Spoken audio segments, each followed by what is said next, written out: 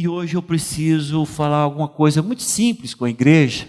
Talvez a gente termine até bem mais cedo hoje o nosso culto, porque eu não tenho muito o que falar. Eu acho que nós precisamos somente acertar a nossa rota.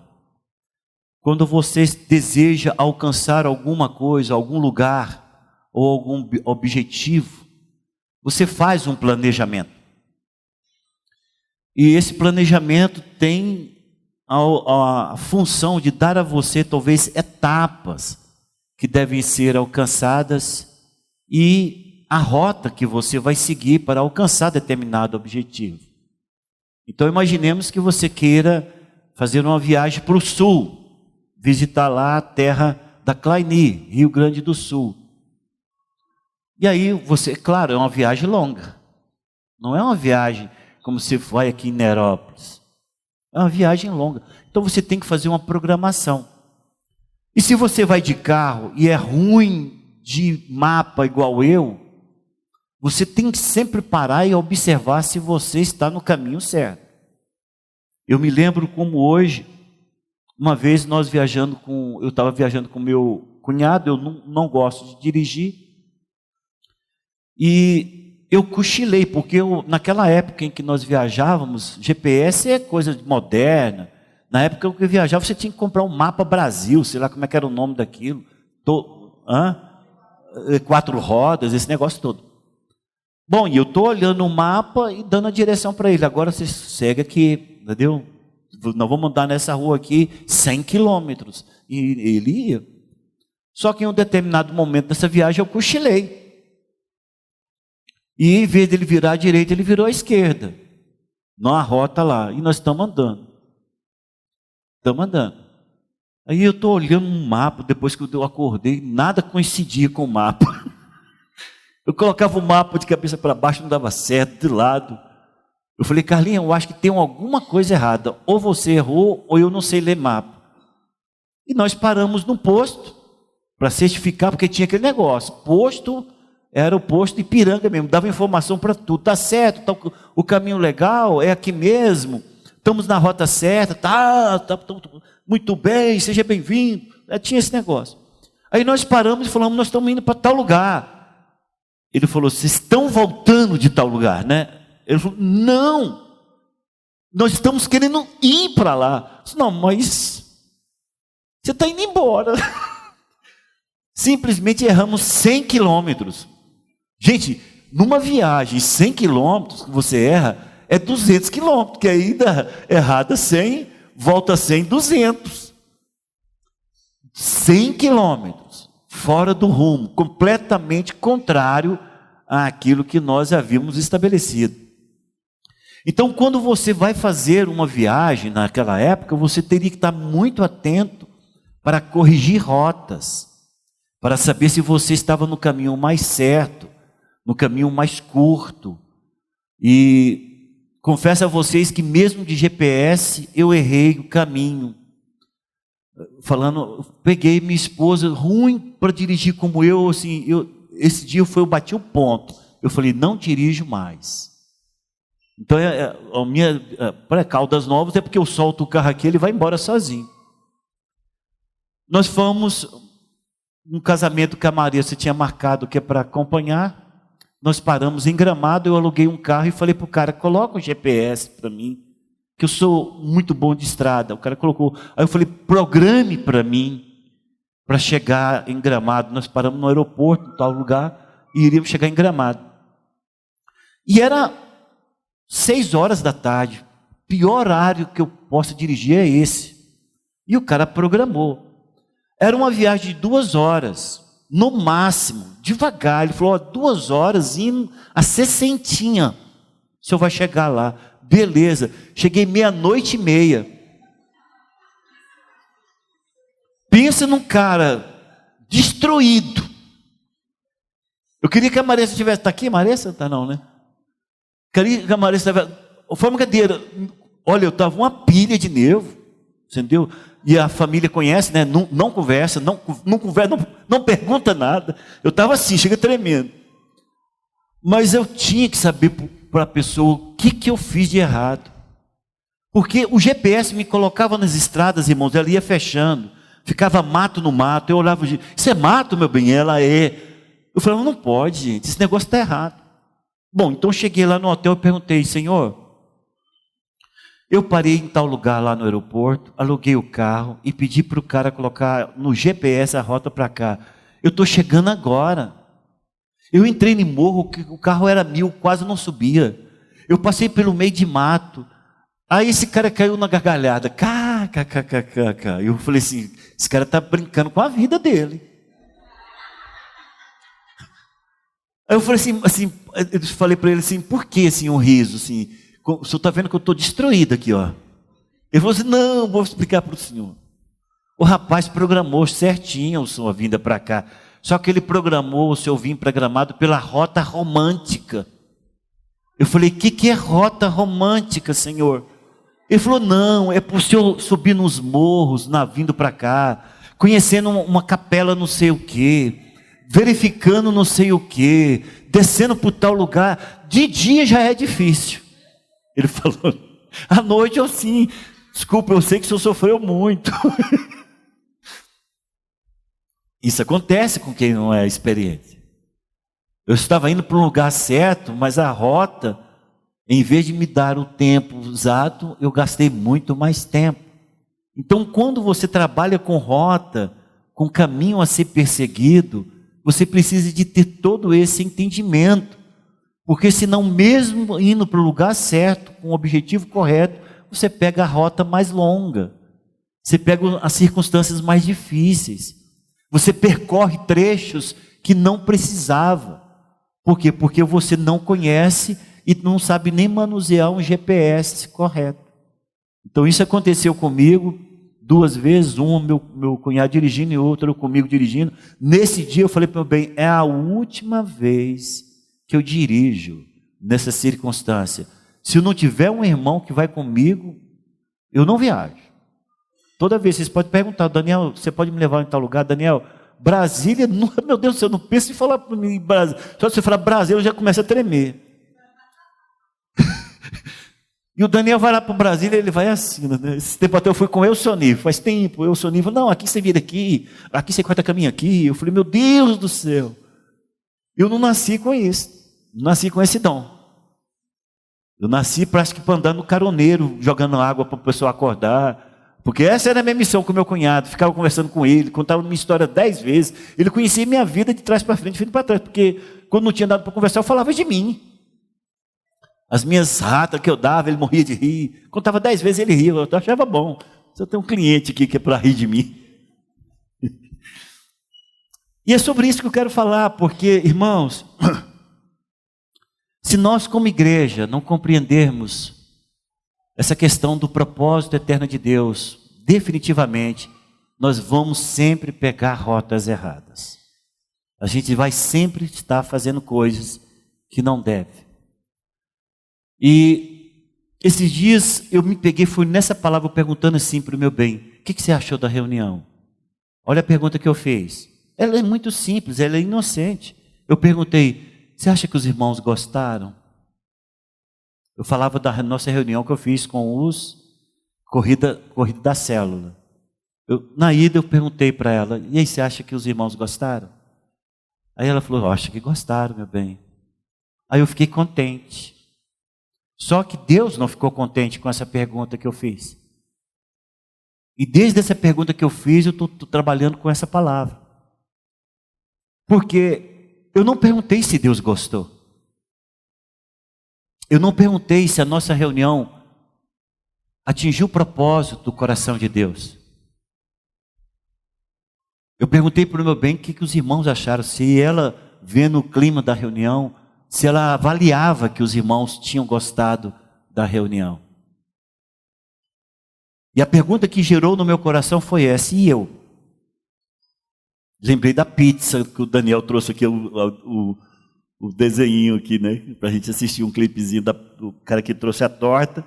Deus traz a torta, todo mundo come, ele fica olhando. E eu? E eu percebi, irmãos, que nós estamos fazendo muitas coisas. E fazer coisas é muito mais fácil do que gerar vidas.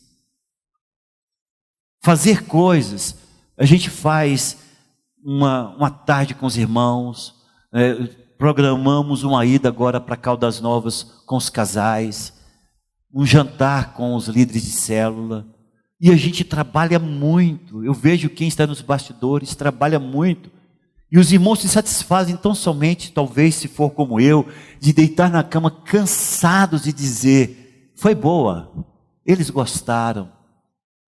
Mas qual foi o propósito? O que foi gerado naquela reunião? O principal interessado em tudo que a igreja faz, que é o Senhor Jesus, ele gostou. O que nós geramos para ele? A programação que você faz na célula, observe isso. Ela está muito mais preocupada no fazer do que no gerar. Você trabalha a sua célula para que os irmãos se sintam confortáveis. Você trabalha a sua célula para que os irmãos possam se sentir interessados. Você trabalha a sua célula e depois você chega para um ou outro irmão e fala, gostou da reunião, irmão? Foi bom para você? E nós trabalhamos com isso, porque se nós entendermos que a nossa reunião beneficiou aqueles que assistiram, ou beneficiou aqueles que nos visitaram, nós estamos recompensados. Nosso cansaço, ele está recompensado, e você dorme com um senso de realização. Você dorme com um senso de que você cumpriu a tarefa, de que o propósito, ele foi cumprido. Mas a pergunta é, o que gerou? A reunião, gerou-se o que nessa reunião? E quando eu falo gerar, é para Deus. O que gerou para Deus? O que você pôde produzir para aquele que é o centro de toda a reunião, seja o tamanho que for? A reunião de 3 pessoas reunidas em uma célula, de 2 pessoas reunidas em uma célula em que os outros todos não foram. O que foi gerado ali e para quem você fez aquela reunião?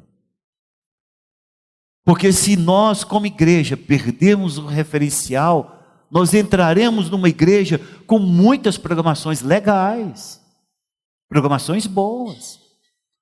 Aí a pessoa fala, olha, eu fui lá no prédio deles, eles deram uma guaribada num prédio velho que tinha lá, que todo cheio de isopor, fizeram uma coisa muito mais cômoda, está tudo organizadinho agora, fizeram uma extensão do púlpito lá, está suave, a reunião está muito legal, gostei.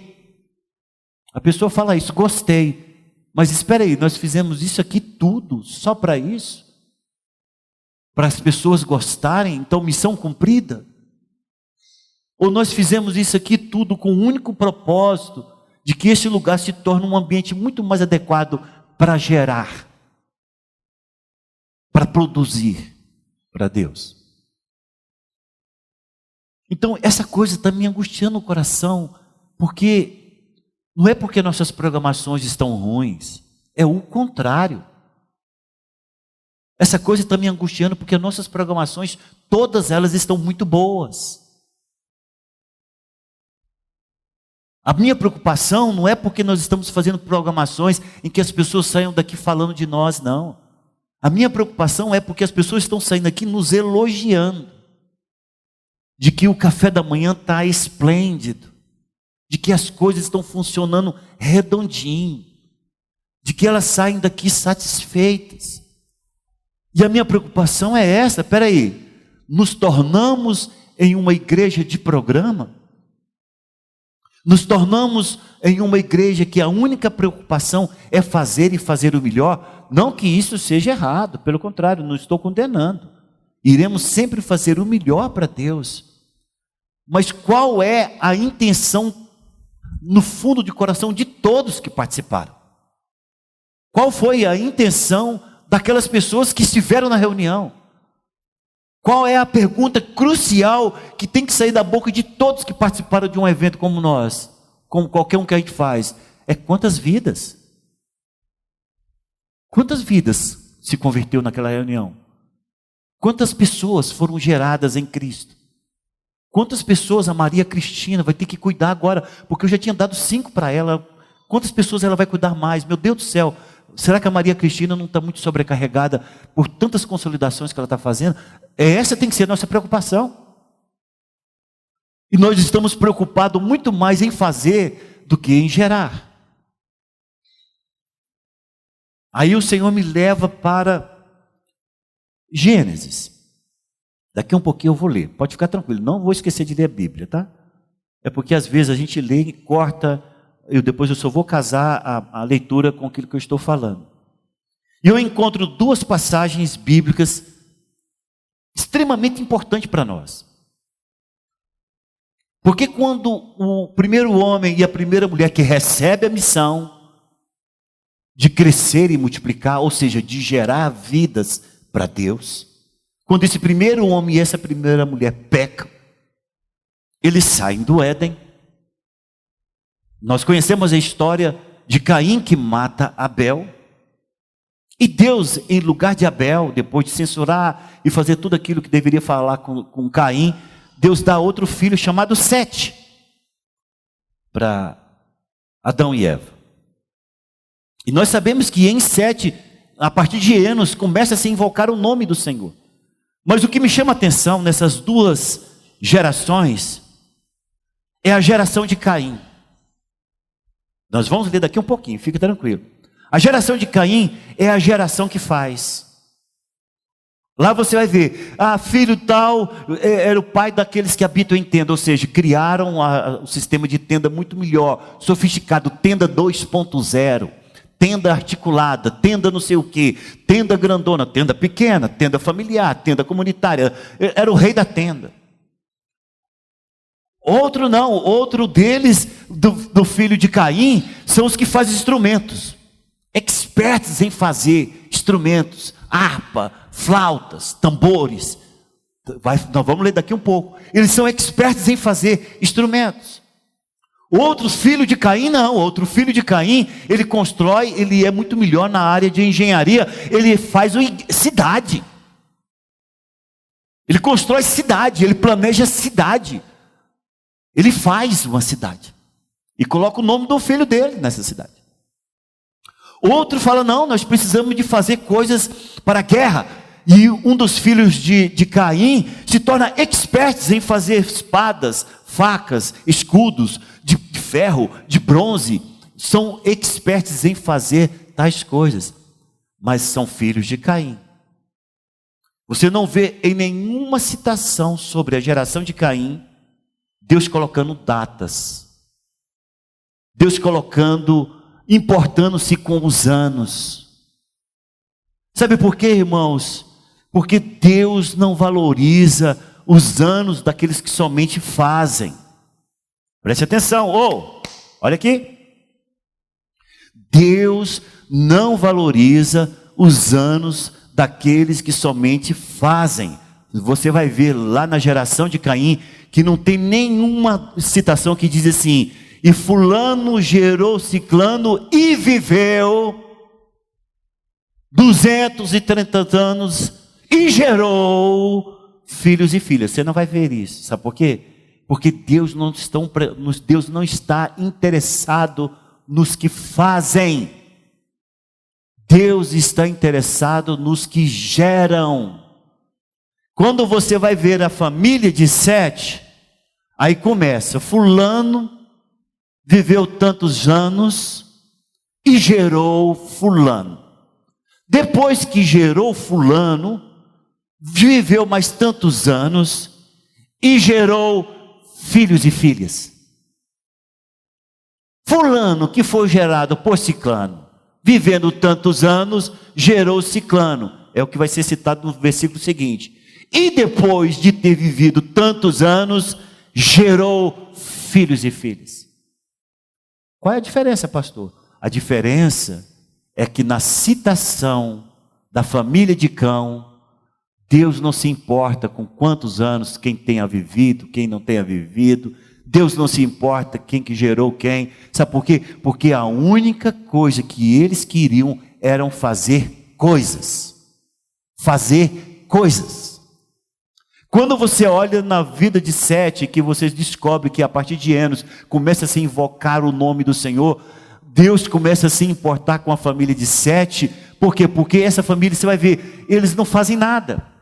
Não estou falando que eles não tinham tendas. Não estou falando que eles não compravam faca dos filhos de cão. Não estou falando que eles não tinham as benesses que se descobriam na época. Mas a preocupação deles era cumprir o eterno propósito de Deus, que era gerar filhos e filhas para Deus.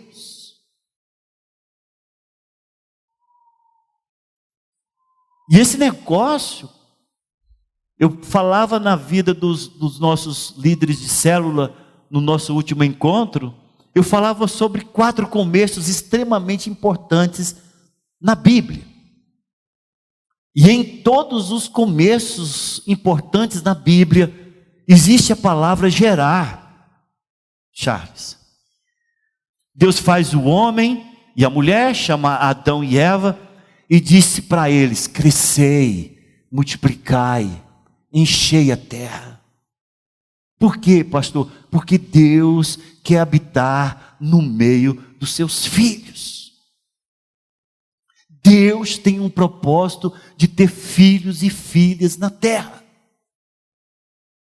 Nós vivemos em um mundo e em um sistema que jaz no maligno, mas Deus quer implementar o seu reino nessa terra, e Ele precisa de vir tabernacular com o homem, como está escrito lá em Apocalipse capítulo 21, Ele quer habitar no meio do seu povo, mas entre quem? Entre os seus filhos e filhas. O homem peca. Deus tem um novo começo com Noé. E quando Noé sai da arca, que é o segundo começo de Deus com relação ao homem, depois que Noé sai da arca, ele diz: Noé, eu te abençoo, cresça, multiplique, encha a terra. Qual o propósito de Deus? Filhos e filhas, nos moldes de ser do coração, do caráter e da personalidade de Noé, homem de Deus. Para quem? Para Deus. O homem cai novamente, vai para a Torre de Babel, é disperso, passa-se anos, Deus pinça alguém chamado Abraão, lá dos babilônicos, diz para ele: sai da tua terra, da tua parentela. Olha aqui para mim, Abraão. Está olhando aqui nos meus olhos, Abraão? Estou. Eu quero dizer para você o seguinte: eu vou fazer de você uma grande nação. Você vai crescer e se multiplicar. Eu quero que você seja bênção para todas as nações da terra. Eu quero que as pessoas sejam que você forme-se nos seus moldes, porque eu preciso de filhos, famílias. Abençoarei os que te abençoarem, amaldiçoarei os que te amaldiçoarem, e em ti serão benditas todas as famílias da terra. Abraão então começa, ele nem habita em casa feita por mãos humanas, ele habita em tenda, porque ele consegue perceber que a morada dele é com Deus. Ele habita em tenda porque lá em Hebreus diz que ele via a nova Jerusalém, que Deus habitando com o homem. A coisa acontece, desemboca, tem 400 anos de silêncio de Deus entre Malaquias e Mateus. Aparece agora Jesus Cristo proclamando o reino.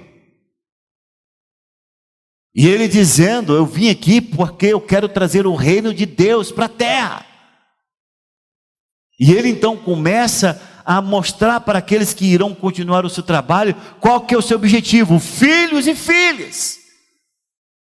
Em Mateus 28 ele sobe e diz: espera aí, para aí, só um minutinho, antes de eu subir. Gente, estou brincando, eu estou fazendo aqui uma coisa da minha cabeça. Antes de eu subir, espera aí só um minutinho, o elevador celestial, espera aí, só um pouquinho. Eu quero dizer para vocês o seguinte: ide por todo o mundo, pregai o evangelho a toda criatura. Aquele que crer e for batizado será salvo. Fazei discípulos dessas nações. Estou emendando os 4 evangelhos, tá? Fazei discípulos dessas nações, ensinando-os a guardar tudo o que eu vos tenho dito. Eu quero filhos e filhas. Você fala, onde que podemos dizer que isso são filhos e filhas? Evangelho de João, capítulo 1, versículo 12, que diz, ele veio para os seus, mas os seus o rejeitaram, mas a todos quanto o receberam, deu-lhes o poder de serem feitos filhos de Deus. O que Deus deseja? Filhos. Gente, é de Gênesis e Apocalipse, Deus falando, eu quero filhos. Aí nós estabelecemos a luz para os povos de Itatiaia, e começamos a fazer pipocada, milharada, começamos a fazer festa do quê? Festa da isso, festa daquilo. E a única pergunta que nós fazemos é, gostou, Darielle? Você gostou? Aí a Darielle fala, gostei. Nossa, então vou dormir tranquilo. Eu pergunto para vocês, estamos na rota certa? Esse é o caminho certo para a existência de uma igreja? Não, irmãos. Esta igreja precisa corrigir essa rota.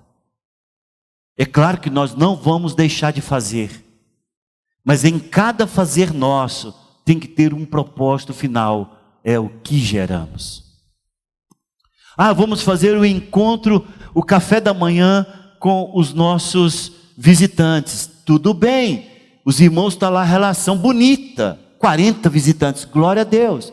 A pergunta é, quantos se tornaram filhos de Deus? A pergunta não é mais quantos visitantes, eles virão. Nós já aprendemos, nós somos expertos em trazer visitantes. Agora a pergunta é, quantos foram gerados? Quantos lá no café da manhã, em vez de subir aqui, ficou lá chorando, porque o Tiago deu uma palavra poderosa, a pessoa não consegue nem se recompor, e o Tiago está fazendo a oração de entrega lá para ele. Quantos? Quantas pessoas foram geradas? Nós já estamos no 4º ou 5º café que nós fizemos. Quantas pessoas foram ganhas pelos membros dessa igreja que participaram? Eles vieram para nós, irmãos. Eu sempre digo o seguinte, olha, quando você traz um visitante dentro de uma igreja evangélica, é 50% convertido. Porque ninguém entra para uma igreja evangélica sabendo o que nós queremos dele e para ele, que ele não fale, eu quero pelo menos 50%. A outra 50% é o quê? É você pregar o evangelho, é você orar com ele, é você fazer a vida dele diferente e ele ser abençoado como filho de Deus. Porque você acha que o cara entra aqui pelas portas ali, ele entra aqui para comprar mandioca? Alface? Não, eu vim aqui para encontrar com o Júnior, depois eu vou sair, vou dar uma... Não, irmãos, visitante, eu sei que você está aqui hoje, se eu estou vendo algum visitante, eu sei que você sabe o que nós queremos. Nós queremos que você conheça o Senhor Jesus como o Senhor e Salvador de sua vida, é isso que nós queremos que você experimente. E lá no fundo do teu coração você sabe que não foi por acaso que Deus te trouxe aqui, foi trazido aqui para ouvir isso. Desculpa, nós não estamos trazendo tudo para você, porque hoje nós estamos querendo corrigir rota, para que no próximo momento em que você estiver aqui, todos os irmãos saibam por que você está aqui. Então me perdoe, visitante dessa manhã. Mas nós precisamos de corrigir isso. Nós precisamos de corrigir isto imediatamente. Qual tipo de igreja nós queremos ser? Nós queremos ser uma igreja de programas, ou nós queremos uma igreja que valoriza o discipulado, que valoriza a consolidação, que valoriza a conversão, que valoriza o gerar vidas? A sua célula lá, como é que é, Wellington? É retórica, não é para você responder não, tá? Como é que é a sua célula lá? Está todo mundo comendo a farofa, está todo mundo comendo churrasco, está todo mundo feliz, tá? O que tem gerado? Quantas vidas se converteu durante esses eventos todos que você fez? Quantas vidas se converteram? Porque se o propósito no final não for esse, nós estamos errando. Se o propósito final não seja gerar vidas, nós estamos dizendo que somos uma igreja em célula, com vistas ao entendimento de que cada pessoa precisa ser discipulada, ela precisa ser treinada, ela precisa ser ganha, ela precisa ser treinada, ela precisa ser enviada como aquele que ganha vidas, como aconteceu com ele. Se nós não entendermos isso, nós somos uma igreja de programa. Nós vamos viver a vida inteira aqui só para aliviar a nossa consciência. Não, a obra de Deus está sendo feita. Está mesmo? Está mesmo? Não, a obra está sendo feita, pastor. Porque, graças a Deus, a igreja está cheia no domingo, né? Bênção. Está mesmo? Você, quando sai daqui, o que você pergunta para sua esposa? Você vai fazer a pergunta que eu faço com minha esposa todo domingo. Você gostou, amor? Foi bom? O que você achou do culto? Foi bom. Você está pregando muito assim, porque minha esposa é uma crítica ferrenha. Mas eu gosto. Você está fazendo muito isso. Para com isso. Então tá, amor. Então tá certo. Mas você gostou? Gostei. Se você tiver nessas perguntas que eu estou fazendo e que eu estou sendo duramente corrigido no meu interior por conta disso que eu estou falando para vocês hoje, nós estamos na rota errada.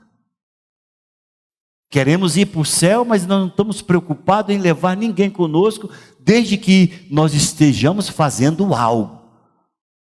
Então aí nós fazemos, né? Aí vem o projeto Criança Feliz e corremos, e a Viviane sai correndo aqui para cima e para baixo, eu também saio correndo aqui, tá? E vem as meninas, todo mundo dançando, a gente está pagando para o pessoal ensinar balé. Depois você pergunta, gente, por que nós estamos ensinando esse povo a dançar balé? Tudo com fim em si mesmo. Aí você está ensinando o povo a dançar balé, a lutar taekwondo, fazer desenhos e essa coisa toda, tá? O que está gerando esse trem? Agora eu estou nessa luta. O que nós estamos gerando? Vocês sabem qual a reunião menos valorizada no projeto Criança Feliz? Sabe qual que era a reunião menos plausível e que funcionou 2 anos aqui sem ter? A que eu estou fazendo agora. E graças a Deus, Maria Cristina testemunha, nossa reunião agora foi boa, né? Grande, de pessoas ouvindo o Evangelho. Mas é para isso ali que tem que ser, meu Deus. Se nós não conseguirmos gerar vida, gerar pessoas no reino de Deus, para que nós estamos tendo projeto social? Nós não somos uma organização, ONG, organização não governamental. Exato.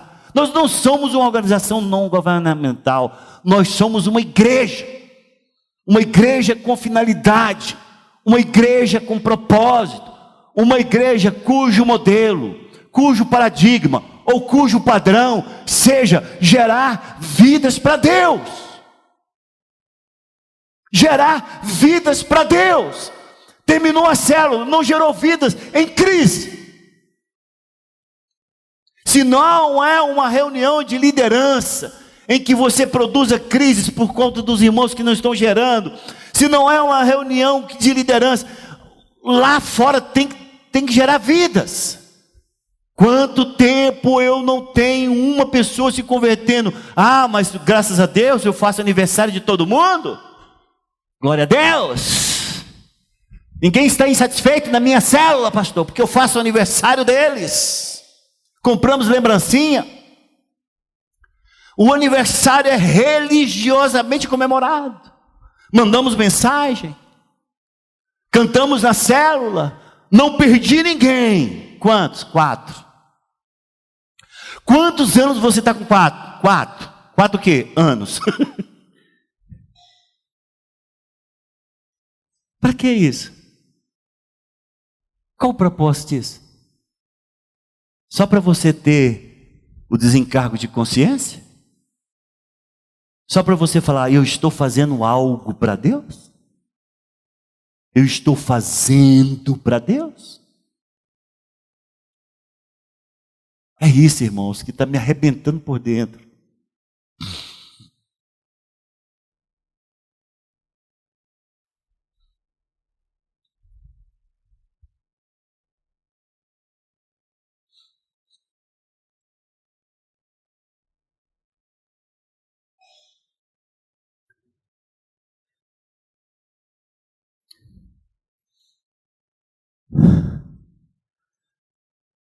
Qual a finalidade dessa igreja?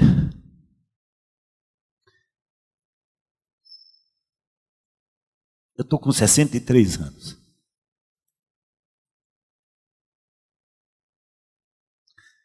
Eu tenho pedido perdão a Deus.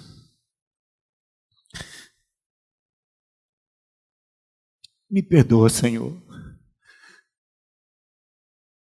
Eu errei a rota.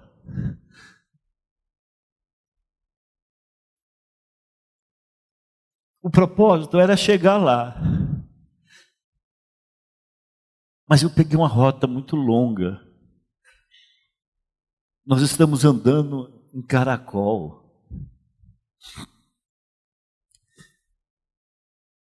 Nós só estamos fazendo para o nosso próprio benefício. Só fazemos para nos alegrar. Só fazemos para ficar contente conosco mesmo. Quando na realidade cada novinho na fé nessa igreja só tem um propósito de ser um gerador de filhos para Deus.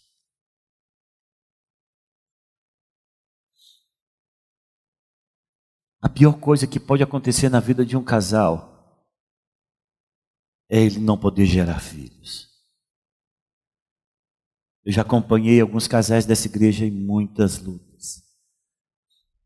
E eu choro com eles. Porque eu entendo o que significa não gerar filhos espirituais.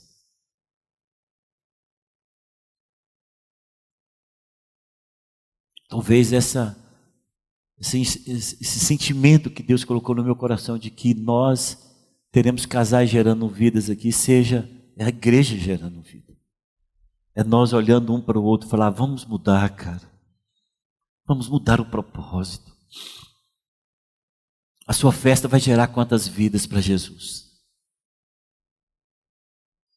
Esses dias eu novamente quero citar o Wellington como exemplo, porque foi um assunto que gerou na nossa conversa. Falei, Wellington, se nós só fazermos sem gerar vidas, é sem propósito.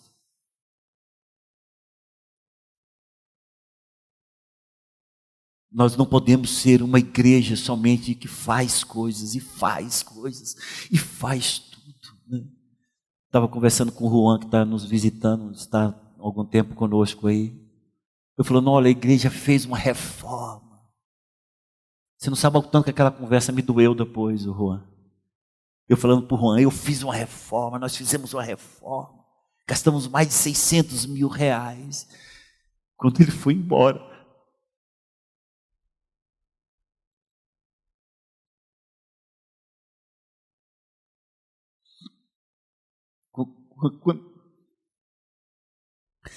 quando ele foi embora, o Senhor falou, pois é, será que 600 reais não poderia gerar muito mais vidas do que vocês estarem bem iluminados nesse prédio? 600 mil reais investido para gerar a vida, será que você não teria ganhado mais? Irmãos, eu estou destruído por dentro.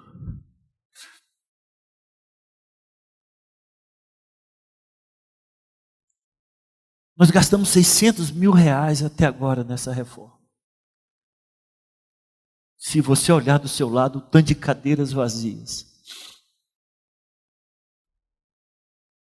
E depois eu pensei, Senhor, se nós pegássemos esses 600 mil reais e sei lá, fizéssemos qualquer coisa que pudesse trazer vidas, pessoas, que é muito mais do que uma boa iluminação e tijolos amontoados.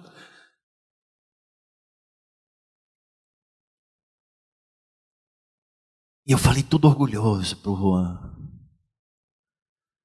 Ele virou as costas, eu levei uma martelada na cabeça. E eu digo para vocês, irmãos, precisamos repensar o que nós queremos ser como igreja. Não pode ser somente eu. Essa dor não pode ser só minha. Essa dor é nossa. Essa dor é nossa. Eu quero compartilhar essa dor com você. A sua célula tem que ter finalidades muito mais do que fazer festa e reunir irmãos. Eu faço parte também da equipe de bicicleta daqui da igreja, só para rir lá com os irmãos. O bike tem que ter finalidade de gerar vidas. É qualquer grupo que nós participarmos, nós temos que entender o seguinte: o que estamos gerando para Deus? O que estamos gerando para Deus? O que nós estamos preparando para Deus? Vamos levar esse prédio para o céu? Esse prédio vai subir, eu vou chegar lá e falar: Deus, eu coloquei um gesso, que ele é acústico na tua casa.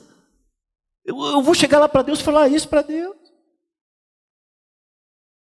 Eu fiz uma plataforma para o Senhor, para a filmagem ser boa.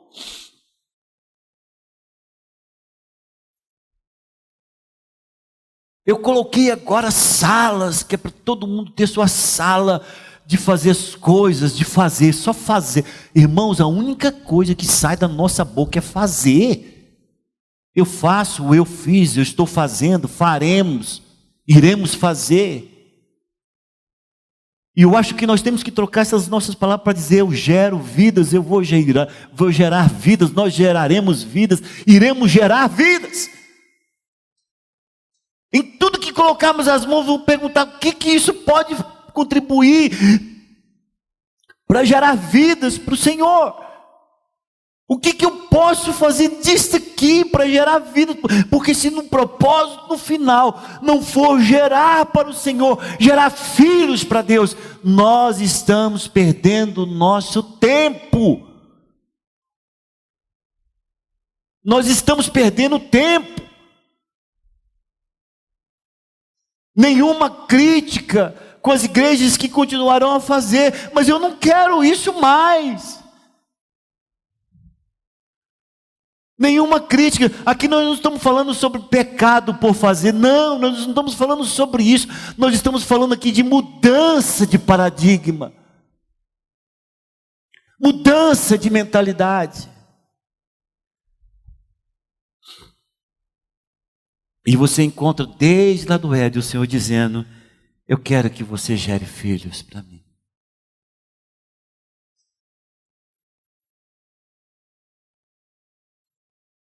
Vamos aos textos. Gênesis capítulo 1.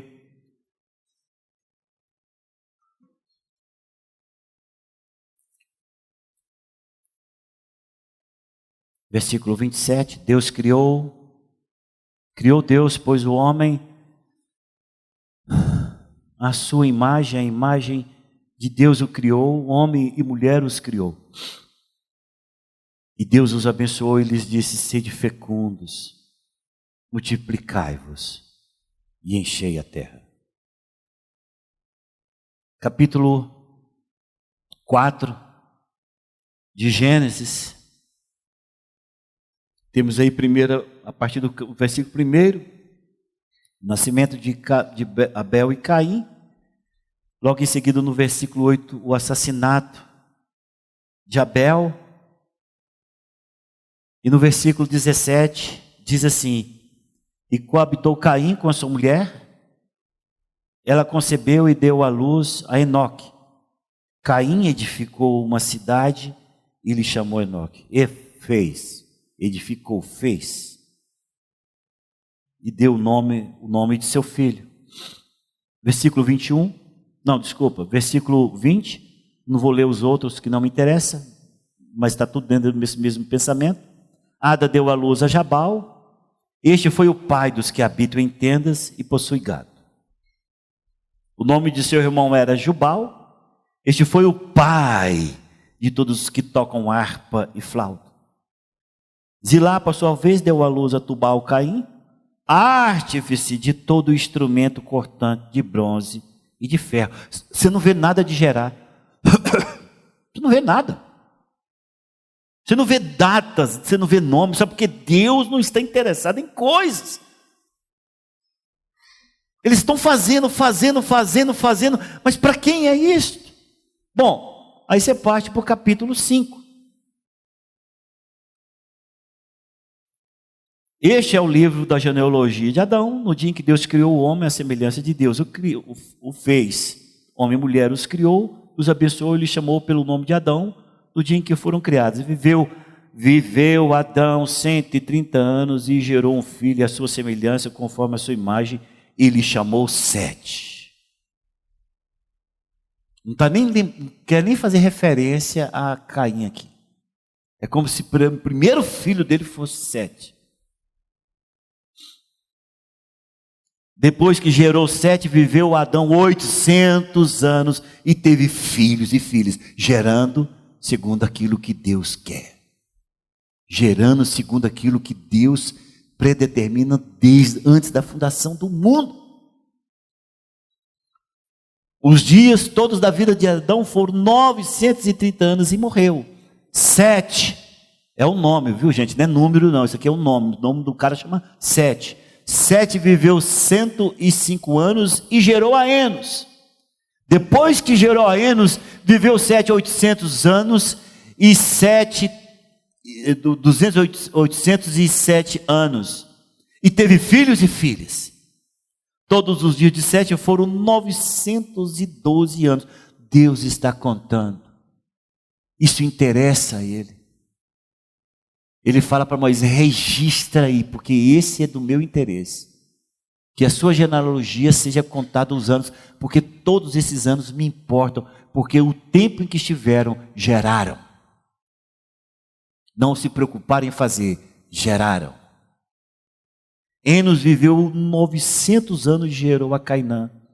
Depois que gerou a Cainã, viveu Enos 815 anos e teve filhos e filhas. Todos os dias de Enos foram 905 anos e morreu. Cainã viveu 700 anos e gerou a Maalalel. Depois que gerou Maalalel, viveu Cainã 840 anos e teve filhos e filhas. E assim vai. Pastor, por quê? Porque estes anos são contados por Deus. Por que são contados por Deus, pastor? Porque eles estão dentro do eterno propósito de Deus. Por que eles estão dentro do eterno propósito de Deus? Porque eles estão gerando filhos e filhas para Deus. Porque eles estão cumprindo aquilo que Deus deseja antes da fundação do mundo.